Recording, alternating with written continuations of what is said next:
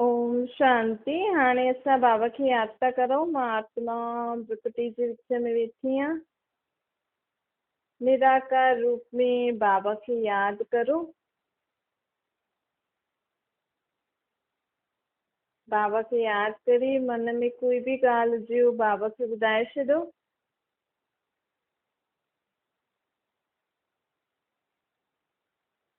मां आत्मा पंहिंजे बाप परमात्मा खे सभु मन जी ॻाल्हियूं ॿुधायां थी।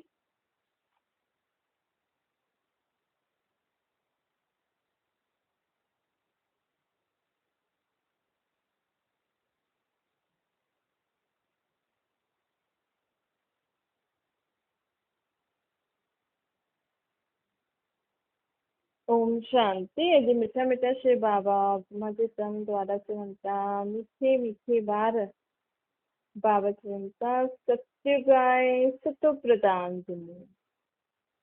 हुते सभु कुझु सुंदर ई सुंदर हूंदो। हुतां सुठो प्रदान दुनिया जा सभु कुझु सुठो ई सुठो हुजे, पावन ई पावन हुजे। सभु चीजूं, प्रकृति, मनुष्य आत्मा, मनुष्य तन सभु शुद्ध हूंदो।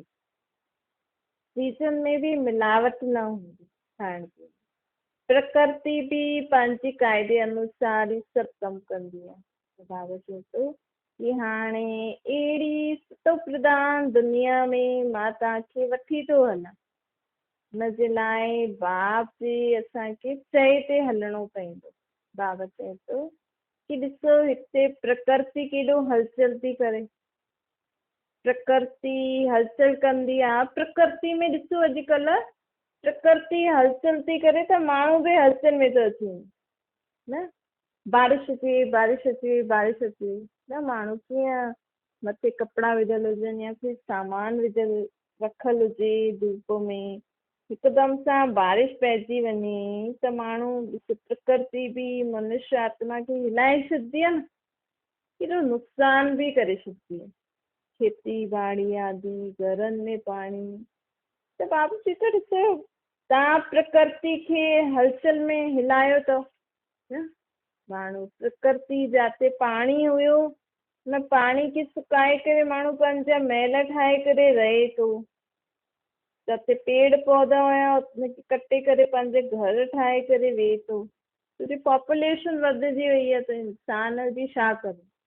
पर उहो बि ठीकु आहे, लेकिन दुनिया में ॾिसो माण्हू केॾो प्रकृति खे नुक़सान बि थो करे न।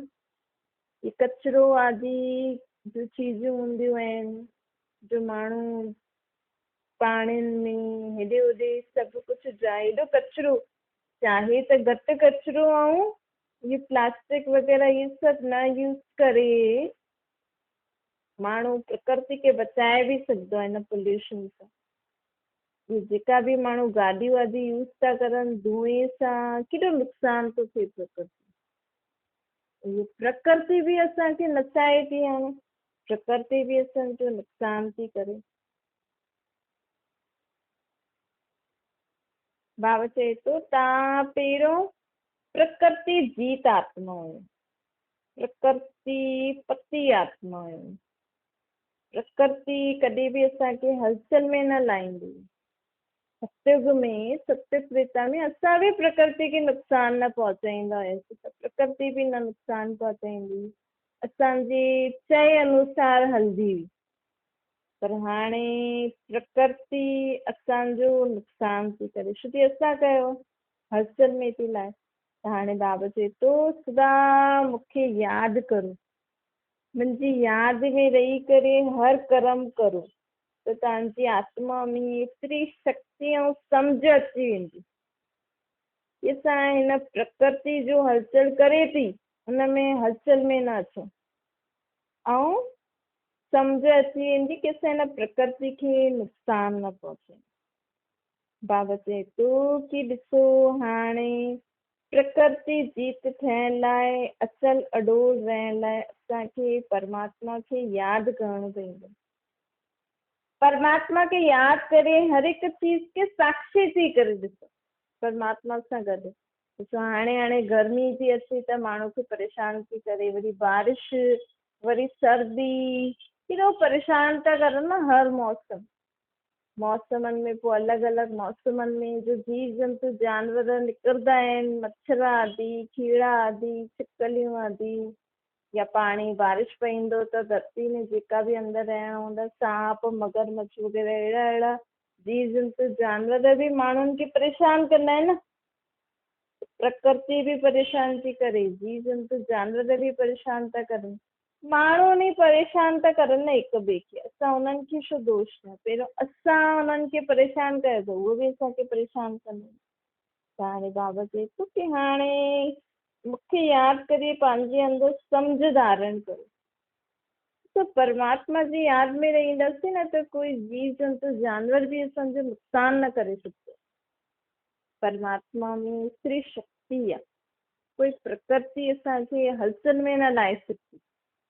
परमात्मा में एतिरी शक्ति आहे कि असां प्रकृति भले बारिश पए, भले गर्मी थिए, सर्दी थिए, कुछ भी थिए, लेकिन अगरि असां परमात्मा जी यादि में वेठा हूंदासीं न त असांखे गर्मी में भी गर्मी न लॻंदी, सर्दी में भी सर्दी न लॻंदी, बारिश भी ईंदी लेकिन असांखे एतिरो हलचल में न ईंदो। हा अचे थी, छा करूं न, कोई न कोई तरीक़े सां असांखे मदद मिली वेंदी। तो गर्मी आहे त हीअं न की असां कुझु करो ई न, बाबा खे यादि कंदव न त जेको माण्हू ईअं चईंदो न अरे छा करूं एॾी गर्मी आहे, मतिलबु पंहिंजा कम रोके छॾ, कम न थींदा आहिनि माण्हुनि खे, हेॾे होॾे वञी न सघंदो आहे, गर्मी में कोई माण्हू ॾाढो परेशान थींदो, उहो परेशानी न थींदी। सर्दी में भी माण्हुनि जो शरीर बीमार, गर्मियुनि में भी थींदो आहे, उहो बीमारी हलचल में न ईंदासीं, स्वेटर आदि पाईंदासीं, ध्यानु रखंदासीं, लेकिन जो हिलाईंदो आहे न अलॻि अलॻि मौसम पंहिंजे शरीर खे, या कंहिं न कंहिं परिस्थिति कोई न कोई ॻाल्हि असां न करे सघंदा आहियूं, उहा न थींदी असां। त बाबा चए थो हाणे मूंखे यादि करो, तो चाहे प्रकृति चाहे व्यक्ति, कोई भी माण्हू या कोई भी प्रकृति तव्हांखे हिलाए न सघे। तो प्रकृति भी पाणी, हवा, धरती, आसमान, ये ग्रह आदि, सूर्य सां रोशनी, ये पंज तत्व चईंदा आहिनि, त ईअं ई पंज विकार भी आहिनि। तो अॼुकल्ह माण्हुनि खे केरु थो हिलाए? ये पंज तत्व भी हिलाइनि था, ऐं काम, क्रोध, लोभ, अहंकार भी हिलाए थो। त बाबा चए थो ये पंज प्रकृति जा खिलाड़ी ऐं पंज विकारनि जा खिलाड़ी हिन समय दुनिया खे हलचल में था लाइनि, हलचल में था लाइनि न पंहिंजी दुनिया खे बि, केरु? प्रकृति ऐं ये पंज विकार। ऐं हिन सां जीतण जी शक्ति, जिताइण जी शक्ति हिकु परमात्मा में आहे बसि। हिकु निराकार परमात्मा खे ई यादि करे असां हिन विकारनि सां मुक्त थी सघंदासीं, इन्हनि सां बची सघंदा आहियूं। हिकु निराकार परमात्मा खे यादि कंदासीं त ई असां हिन प्रकृति जेकी हलचल लाहींदी आहे हुन में असां अचल रही सघंदा आहियूं। त जीअं त खेल थो हले न, त बाबा चए थो हाणे खेल खेॾण में त मज़ो ईंदो, लेकिन अगरि असांजो साथी स्वयं परमात्मा आहे त असांखे मज़ो ईंदो, न त पोइ आए दिन हारदा रहंदा आहिनि न माण्हू, चईंदा आहिनि न मां क्रोधवश हारजी वियमि, क्रोध अची वियो, मां क्रोध करे छॾियो, मां जीवन में हुनखे अहिड़ा शब्द चई छॾिया, ईअं करे छॾियो, मां हारजी वियमि। ॾिसो इहे विकार असांखे हाराइनि था, असांजी आत्मा में एतिरी शक्ति न आहे कि असां हिन विकारनि ते जीत पाए सघूं। त बाबा चए थो कि हाणे मूंखे यादि करे हिन विकार बुराइनि ते जीत पायो। ॾाढी सतयुग में असां हिन ते जीत पायल हुयासीं, हाणे जीअं पायूं था न सतयुग में सभई आत्मायूं प्रकृतियूं विकार जी थींदी। सतयुग में कोई भी प्रकृति जो तत्व, कोई भी विकार मनुष्य आत्माउनि खे परेशान न कंदो। इन करे असां प्रकृति जीत, माया जीत असांखे थियणो ई आहे परमात्मा जी शक्ति सां। न न, असां 5000 साल, हर 5000 साल में ईअं परमात्मा असांखे विजय पाराईंदो ई आहे। असांखे बि बाबा खे यादि करे शक्तिशाली आत्मा ठही करे हिन प्रकृति जे 5 तत्व ऐं 5 विकारनि ते जीत पाइणी। बाबा चए थो ॾिसो, मूंखे जीअं जीअं यादि कंदा वेंदव न त मुंहिंजे संग जो रंग तव्हांजी आत्मा ते लॻंदो वेंदो। जेकी आत्मा परमात्मा जे संग में सा रंगल हूंदी, उहा आत्मा कीअं हूंदी? कीअं परमात्मा उहा आत्मा। वैसे साइज़ सभिनि आत्माउनि जो हिकु जहिड़ो आहे, लेकिन जेकी आत्मा सदा परमात्मा जे संग में रहंदी त हुनजी सोच, हुनजो बुद्धि जो निर्णय शक्ति, हुनजी संस्कार, हुननि जो व्यवहार, उथणी वेहणी खाइणी पीअणी सभु परमात्मा जे हिसाब सां थींदो। सोचो, भॻवान बि इन सृष्टि ते अची करे साकार तन वठी करे पाठ वॼाईंदो, लेकिन परमात्मा असां वांगुरु गर्भ में न ईंदो, ब्रह्मा तन में प्रवेश कंदो। बाबा चए थो हाणे तव्हांखे संपूर्ण पवित्रता जी खुशबू पंहिंजे अंदरि धारण करणी अथव। हाणे ॾिसो, अॼुकल्ह खुशबू जे लाइ छा लॻाईंदा आहिनि, लेकिन आत्मा में पवित्रता जी खुशबू खपे।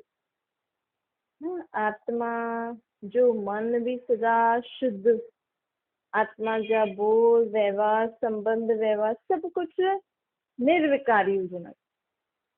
सोच भी सुठी, मतलब पवित्र सोच, पवित्र बोल, पवित्र कर्म, पवित्र व्यवहार। ये तॾहिं असांजे बोल कर्मनि सां न माण्हुनि खे खुशबू ईंदी, अर्थात उहो बि सिखंदा। मतलब खुशबू ईंदी आहे कंहिं चीज मां त माण्हुनि वटि वेंदी आहे खुशबू, त चवंदा आहिनि केॾी बढ़िया खुशबू थी अचे। त उअं ई आत्मा जो पवित्रता, आत्मा खे सदा शुद्ध बोल, संबंध व्यवहार में शुद्धि, कर्मनि में शुद्धि, उहो कीअं, मतलब हुनजी खुशबू कीअं, उहो हुन माण्हू हुननि सां सिखनि। हुननि जा बोल अहिड़ा हुजनि कि माण्हू हुननि सां सिखनि, हुननि जा कर्म अहिड़ा हुजनि कि माण्हू हुननि सां सिखनि, हुननि जो संबंध व्यवहार एतिरो सुठो हुजे कि माण्हुनि खे बि सुठो लॻे हुननि सां मिलण। इनखे चइबो आहे पवित्रता जी खुशबू। हीअ असां में हुजणी खपे। पहिरियों हुई असां आत्माउनि में, लेकिन हाणे न। तो हाणे वरी खां धारण करियो। हीअ पवित्रता जी खुशबू आत्मा में कीअं ईंदी आहे? जॾहिं असां होली मल्हाईंदा आहियूं न, होली, माण्हू त होली मल्हाईंदा, हिकु ॾींहुं जलाईंदा, ॿिए ॾींहुं रंग लॻाईंदा, लेकिन परमात्मा चए थो जॾहिं तव्हां होली, अर्थात होली जो अर्थ ॾिसो, होली मतलब जेको थी वियो उहो बीती। जॾहिं तव्हां बीती खे बिंदी लॻाईंदव न, जीअं त हिकु ॾींहुं पहिरियों जलाईंदा आहियूं, मतलब पंहिंजे जीवन में बीती ॻाल्हियुनि खे ख़तमु करो। जलाइण जो मतिलबु छा थींदो? ख़तमु करो। ईअं हिकु ॾींहुं न, रोज़ असांखे होली मल्हाइणी। तॾहिं असांजी आत्मा में मां पवित्रता जी खुशबू ईंदी। जॾहिं रोज़ असां राति जो होली, रोज़ राति जो होली मल्हाइणी। कीअं मल्हाइणी आहे? ऐं थी सघे त ॾींहं में घड़ी घड़ी मल्हायो। ॾींहं में ॾाढी ॻाल्हियूं थींदियूं आहिनि न, जंहिं समय जो ॻाल्हि थी, बीती खे बीती करे हुनखे ख़तमु करणु मतिलबु होली मल्हाइणु। जलाईंदा आहियूं कोई चीज़ खे त नामो निशान ख़तमु, पूरी जली करे राख थी वेंदी आहे। पोइ हुनखे अगरि उते पाणी सां ई थोरो पाणी विझूं, पोइ हुन कचिरे खे साफ़ु करे छॾूं त साफ़ु सुथिरो नामो निशान ई ख़तमु थी वेंदो। ईअं ई असांखे रोज़ु, या त जॾहिं जॾहिं ॻाल्हि थिए थी तॾहिं तॾहिं, या त रोज़ु राति असांखे सभु बीती हुई ॻाल्हियुनि खे परमात्मा खे ॾेई करे उन्हनि खे ख़तमु करणो। ऐं पोइ परमात्मा खां शक्तियूं, गुण, ज्ञान, पंहिंजी आत्मा खे हुन शक्तियूं, गुण ज्ञान सां रंगो कि परमात्मा मूंखे सर्व शक्तियूं थो ॾे, सर्व ज्ञान जी किरणियूं थो ॾे, सभु गुणनि जी किरणियूं थो ॾे। बीती दुख जी सभु ॻाल्हियूं ख़तमु थी थींदियूं। हीअं जॾहिं असां रोज़ु होली मल्हाईंदासीं न, तॾहिं असांजी आत्मा में पवित्रता जी खुशबू ईंदी आहे। बीती सो बीती करे छॾी त ॿियो ॾींहुं अगरि उहो माण्हू अचे असां वापसि सां हुन सां सुठो व्यवहार कंदासीं। भले हुन पहिरें ॾींहुं हुन जो बि कयो हुजे कयो, लेकिन असां त परमात्मा खे ॾेई छॾियो न, बसि ख़तमु थी वई ॻाल्हि। पोइ असांखे कुझु लॻंदो ई न भई हिन कल्ह ईअं कयो ई न। असां हुनखे सुठे भाव, सुठी सोच, सुठी सम्झ सां मिलंदासीं। त ईअं ई वरी असांजे मन जा वीचार सदा शुद्ध रहंदो। ॾिखे जो बि कयो कल्ह, लेकिन मां सॼो ॾींहुं सोचे सोचे करे अॻियां जे लाइ संबंध बिगाड़ंदा आहिनि न माण्हू। ऐं ॻाल्हि खे सुलझाए करे या नथी सुलझे त हुनजे बारे में सुठो सोचे हुनखे हुन समय ख़तमु करो। सुठो सोचते सोचते आख़िर त ॻाल्हि ख़तमु थींदी ई आहे। त हिन रीति सां असां सदा असांजो मन, बुद्धि, संस्कार, असांजा बोल कर्म सुठा रहंदा, शुद्ध रहंदा। बाबा चवनि था कि हाणे तव्हां आत्माउनि जी चढ़ती कला आहे। हिन समय असां आत्माऊं चढ़ूं थियूं। किथे था चढ़ूं? असां सत्युग में वञण जे लाइ सीढ़ी था चढ़ूं। ॾिसो पूरी 84 सीढ़ियूं हूंदियूं आहिनि। सत्य, त्रेता, द्वापर, कलयुग में 4 युगनि खे मिलाए करे 84 सीढ़ियूं हूंदियूं। त असां सत्युग जे पहिरें जन्मनि खां सीढ़ी लहींदे लहींदे हाणे अंतिम सीढ़ी ते अची पहुची आहियूं। हाणे असांखे वरी खां मथे चढ़णो आहे। 84 सीढ़ियूं चढ़णियूं आहिनि असांखे परमात्मा खे यादि करे। जेतिरो जोर सां असां परमात्मा खे यादि कंदासीं न, ओतिरो जल्दी जल्दी असां पहिरें नंबर वारी सीढ़ी ते पहुची सघंदा आहियूं। बाबा चए थो हाणे तव्हांजी चढ़ती कला आहे। मतिलबु असां न चढ़ूं था। जी ॾिसो पहिरियों 8 सीढ़ियूं हुयूं सतयुग जी, पोइ 12 सीढ़ियूं हूंदियूं त्रेता में, पोइ 21 सीढ़ियूं हूंदियूं द्वापर में, पोइ 42 सीढ़ियूं हूंदियूं कलयुग में, लास्ट जी 1 सीढ़ी हूंदी संगम युग में। जॾहिं असां लास्ट जी सीढ़ी ते पहुची वेंदा आहियूं न त असांखे परमात्मा अची करे मिलंदो आहे और चवंदो आहे हाणे मुंहिंजो बुद्धि रूपी हथु पकड़ो। जीअं जीअं मां तव्हांखे चवां थो न उहो उहो कंदा हलो त तव्हां किथे पहुची वेंदव? पहिरीं सीढ़ी ते। त तव्हांखे बि अगरि सतयुग जी पहिरीं सीढ़ी ते पहुचणो आहे जो तव्हां 84 सीढ़ियूं लथा आहियो, वापसि खां तव्हांखे पहिरें नंबर में पहुचणो आहे त हुनजे लाइ मां आत्मा परमात्मा जो ॿार आहियां। सदा इहे यादि रहे। बुद्धि में बाबा जी यादि रहंदी त बाबा जी ॻाल्हियूं बि यादि ईंदी वेंदियूं। असांजो कर्म बि ओड़ो थींदो वेंदो त असां में दैवी गुणनि जी धारणा थींदी वेंदी। असां जल्दी जल्दी सतो प्रदान थी करे हली वेंदासीं। और चईंदा आहिनि न चढ़ती कला तेरे बाणे सर्व जो भलो। त तव्हां अगरि हिकु ॼणो घर में, छो कि तव्हां घर में वॾा आहियो, वॾनि जो त चयो मञंदा ई आहिनि न सभु, लेकिन पहिरियों तव्हां सम्झो। अगरि तव्हांखे इहे सम्झ में अचे थो कि मां आत्मा आहियां, मुंहिंजो भाउ परमात्मा आहे, ऐं परमात्मा खे निराकार रूप में ई यादि करणु सही ॻाल्हि आहे। असां हेॾे समय खां भॻवान खे ठीकु रीति न पिया यादि करूं, हाणे हुनखे निराकार रूप में यादि करणु ई सही आहे। अगरि तव्हांखे सम्झ में अची वियो, तव्हां घर में वेही करे ईअं परमात्मा खे यादि कंदव, तव्हांजे नंढा ॿार बि तव्हां खां सिखंदा।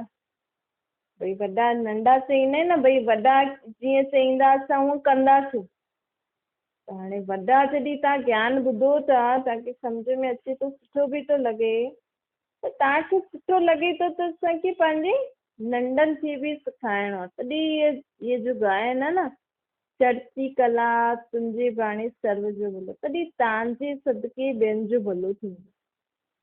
अगरि तव्हां बि ईअं ई ॿुधी करे हा हा सुठो आहे कंदो रहंदव त तव्हांजो त उद्धार थी वेंदो। तव्हांजे पंहिंजे परिवार वारो जो त उद्धार न कयो न।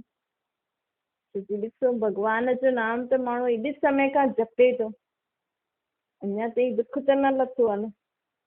त जॾहिं परमात्मा चए थो मूंखे निराकार रूप में यादि करो त तव्हांजो सभु दुख दूर थी वेंदा, तव्हां स्वर्ग में पहुची वेंदा। अगर तव्हांखे लॻे थो, विश्वास अचे थो कि बरोबर इन ज्ञान खे ॿुधण सां, परमात्मा खे निराकार रूप में यादि करण सां पंहिंजे पाण खे आत्मा सम्झी करे असांखे आत्मा खे शांती मिले थी, सुख मिले थो, ख़ुशी थिए थी, त ईअं न पंहिंजे ॿियनि खे बि ॿुधाइणो, ताकी हुननि जी आत्मा बि, छोकी आत्मा त नंढे शरीर में बि आहे, वॾे शरीर में बि आहे। ईअं थोरी तव्हां वॾा आहियो त वॾनि खे ॿुधायो, की नंढनि खे बि ॿुधाइणो खपे, छोकी आत्मा त नंढी वॾी थींदी न आहे, आत्मा त आत्मा ई हूंदी आहे, सिर्फ़ु हुन में सम्झ घटि वधि थींदी आहे। तंहिं न अॼुकल्ह माण्हू बचपन में ई नंढे शरीर में ई आत्मा हूंदी आहे ऐं ॾाढी समझदार हूंदी आहे, कोई कोई हूंदो आहे त मतिलबु हुनजी आत्मा तव्हां खां वॾी अथव। अगरि तव्हां जे ॻाल्हि खे नथा सम्झी सघो, उहो सम्झी थो सघे, मतिलबु हुन उहो पिछले जनमनि में उहो ॻाल्हि सम्झी करे हुनजो संस्कार अञा ताईं अथसि हुन में, इन करे हुन हिसाब सां उहो आत्मा समझ जे हिसाब सां वॾी आहे, भले हुनजो शरीर नंढो आहे, समझ त वॾी आहे। ऐं नंढे ॿारनि खे सेखारींदव न ईअं परमात्मा जे बारे में त उहो झटि सम्झी वेंदो, हुननि जी बुद्धि में झटि वेही रहंदो, छोजी वॾा त ॾिसो भॻवान जा अनेक प्रकार जा रूप पूजे करे तव्हां वॾा थिया आहियो, तव्हांजी बुद्धि में त भॻवानु अलॻि अलॻि तरह जो हूंदो, लेकिन आत्मा छोजी पिछले जन्मनि मां आई आहे त पिछले जन्म जो थोरो गर्भ में आहे न, हुनखे सजा मिलंदी अथसि न, त सभु कुझु भुलिजंदी वेंदी आहे, थोरो थोरो यादि रहंदो अथसि, बाक़ी सभु भुलिजंदी रहंदी। त बचपन में ऐं भॻवानु अंदरि सजा खाईंदी आहे, भॻवान खे यादि कंदी आहे, मूंखे क्षमा कर, त नंढेपन में अगरि असां हुनखे परमात्मा जो परिचय ॾींदा आहियूं न, त हुनखे झटि सम्झ में अची वेंदो कि हा इहो मुंहिंजो पीउ आहे। ऐं वॾा त ॾाढी दुनियादारी ॾिसी करे सोचता असां त ॾाढा अनुभवी आहियूं, पर कुझु बि अनुभवी न हूंदो। इहो ई न पतो आहे मां आत्मा आहियां, मुंहिंजो बाप परमात्मा आहे, त बाक़ी छा। त हिन करे बाबा चए थो कि हाणे सदा रोज़ राति जो बीती सो बीती करे सभु कुझु परमात्मा खे ॾेई करे हुनजी यादि में पंहिंजी आत्मा खे गुणनि शक्तियुनि सां रंगे करे पोइ सुम्हिजो। न त जॾहिं बि सुबुह जो उथो था, कोई ॻाल्हि कोई बि मन में आहे न, त वेही करे ॻाल्हि खे परमात्मा खे ॿुधायो, परमात्मा खे यादि करे पंहिंजी आत्मा खे सुख शांति सां रंगो। परमात्मा मूंखे शक्तियूं थो ॾे कि मां पंहिंजी हिन ॻाल्हि खां मुक्त थी सघां, हिनखे चइबो आहे रंगणु। असली होली जो मीनिंग इहो आहे, पुराणी बीती खे बीती करणु ऐं परमात्मा खे यादि करे परमात्मा जहिड़ा गुण ज्ञान शक्ति पंहिंजे अंदरि धारण करे सभिनि सां मिली जुली करे हलणु। त होली ॾींहुं जलाईंदा बि आहिनि, रंग बि रंगदा आहिनि ऐं हिक ॿिए सां मिलंदा बि आहिनि। चईंदा आहिनि हिन ॾींहुं सभु माण्हू भुलिजी वेंदा आहिनि, सभु दुश्मन बि मिलंदो न त बि सुठी रीति मिलंदो। त हिकु ॾींहुं छो, जॾहिं तव्हां उन ॾींहुं सभु ॻाल्हियूं भुलिजी करे हिक ॿिए सां मिलो था, त जॾहिं जो ॻाल्हि थिए न ख़तमु करो, तव्हां त ख़तमु करो, मन में न रखो, ख़तमु करो मतिलबु मन में न रखो। त इहो थी वियो असली में होली मल्हाइण। छा मिठी मिठी सिकल जे ॿारनि खे माता पिता बाप दादा जो यादि प्यार ऐं गुड मॉर्निंग। रूहानी बाप जी सभिनि रूहानी ॿारनि खे नमस्ते। असांजी बि रूहानी माता पिता बाप दादा खे यादि प्यार गुड मॉर्निंग और नमस्ते। वरदान आहे दृढ़ संकल्प रूपी व्रत द्वारा पंहिंजी वृत्ति खे परिवर्तन करण वारा महान आत्मा ठहियो। चए थो महान आत्मा ठहिण जो आधार आहे पवित्रता जे व्रत खे प्रतिज्ञा रूप में धारण करणु। हाणे पंहिंजे अंदरि न पक्को प्रतिज्ञा करो कि मूंखे क्रोध न करिणो आहे, उल्टो सुठो न सोचणो आहे, मूंखे उल्टो सुठो न ॻाल्हाइणो। कोई बि तव्हां में बुराई अथव न, हुन ॻाल्हि खे हुन बुराई खे मूंखे ख़तमु करिणो। हाणे मूंखे ज़ोर सां न ॻाल्हाइणो आहे, पंहिंजे अंदरि पको करो। तो ॿार बि कुझु पढ़ाई पढ़ंदो आहे त पको कंदो आहे न भई हा हीअं हीअं यादि कंदो। त ईअं ईअं असांखे बि पंहिंजे जीवन में ईअं पको करणो कि मूंखे क्रोध न करिणो आहे, ज्यादा सोचणो न आहे, उल्टी सिधी ॻाल्हियूं न करणियूं आहिनि, पुराणी दुख जी ॻाल्हियूं न सोचणियूं आहिनि, या जेकी बि तव्हां में कोई ॻाल्हि अथव जो तव्हां छॾणु चाहींदा आहियो हुनखे पको करो कि न अॼु खां मां ईअं न कंदमि, मतिलबु न कंदमि। जीअं विर्त रखंदा आहिनि न माण्हू, यादि रहंदो अथनि अगरि कुझु खाई छॾियो, भुलिजी विया कुझु खाई छॾियो त टुटी पवंदो आहे, पोइ दुख थींदो आहे। त ईअं ई यादि रखो कि मूंखे ईअं कमु न करिणो आहे। अगरि तव्हां वापसि करे छॾियो त तुरंत परमात्मा सां माफ़ी मांगो। माफ़ी मांगण सां छा थींदो, तुंहिंजी आत्मा जे मथां बोझ न चढ़ंदो। तव्हां जीवन में कंहिंखे बि दुख ॾिनो या तव्हां सां कंहिंखे दुख मिलियो अगरि उहो सम्झे थो, या कोई बि अहिड़ी ॻाल्हि तव्हांजे मन में भारी थी करे तव्हां कि मां हीअं कयो, त हाणे हाणे यादि करे परमात्मा खे हुन सां माफ़ी मांगो। या जे माण्हू खे तव्हां चयो हुनखे यादि करे मन में हुन सां माफ़ी मांगे छॾियो न, त तुंहिंजी आत्मा जो बोझ घटि थींदो वेंदो। पोइ आत्मा खे सुठो लॻंदो आहे। हिन समय ॾिसो माण्हू भारी छो थी वेंदो, कमु एतिरो न आहे सॼो ॾींहुं, लेकिन आत्मा जे मथां जन्म जन्मांतर जे पापनि जो बोझ एतिरो आहे जो बोझ आत्मा सहन नथी करे सघे। ऐं घड़ी घड़ी कॾहिं गुस्सो थी करे, कॾहिं छा थी करे, कॾहिं छा थी करे, सम्झ में ई नथो अचे हुनखे। पापनि जो बोझ आत्माउनि ते ॾाढो आहे, त उहो हुन सां हाणे असांखे परमात्मा ई मुक्त कराए सघंदो। हिन करे रोज़ु पंहिंजे खे आत्मा सम्झी परमात्मा खे यादि करो ऐं पको दृढ़ संकल्प करो कि अॼु खां मूंखे हिन बुराई खे छॾिणो आहे। रोज़ु सोचो मूं में कहिड़ी बुराई आहे, कहिड़ी दुख जी ॻाल्हि आहे, हुनखे मूंखे अॼु छॾिणो आहे। रोज़ु इहो विर्त रखो। स्लोगन आहे, पंहिंजी पवित्र श्रेष्ठ वाइब्रेशन जी चमक विश्व में फैलाइण ई रियल गोल आहे।